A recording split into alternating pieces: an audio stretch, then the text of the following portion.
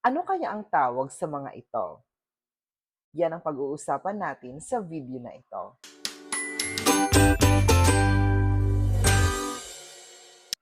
Hi everyone, my name is Joseph and welcome back sa aking channel.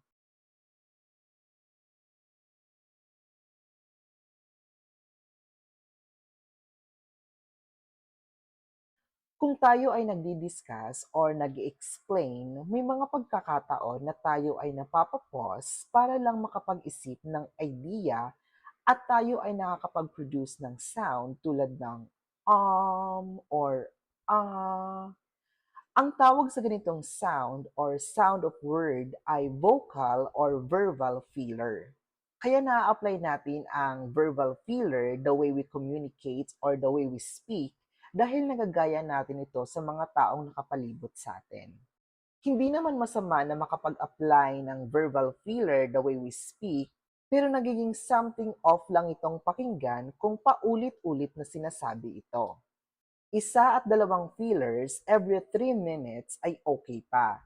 Pero kung isa at dalawang fillers every 1 minute ay hindi na magandang pakinggan. Madalas naririnig sa atin ang mga fillers kung tayo ay tinatanong ng question na mahirap para sa atin.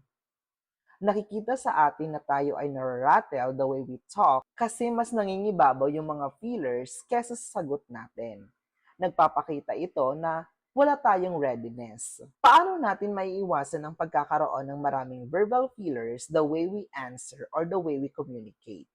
First, record yourself in video and try to watch the way you talk.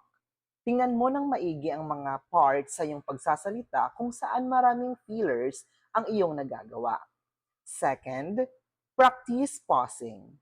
Instead of using to indicate pause, try to pause silently but not too long. Third, work on it. Practice speaking without using fillers. Mahirap ang ganitong proseso dahil hindi naman talaga natin maiwasan ang mga fillers. Pero mas maganda pa rin magsalita ng diretso para mas klaro at walang interruption the way your audience understand what you want to say. Masasabi mo na bang worst ang pagsasalita ng isang tao kung may mga verbal fillers siyang nagagawa? Ang sagot, hindi po.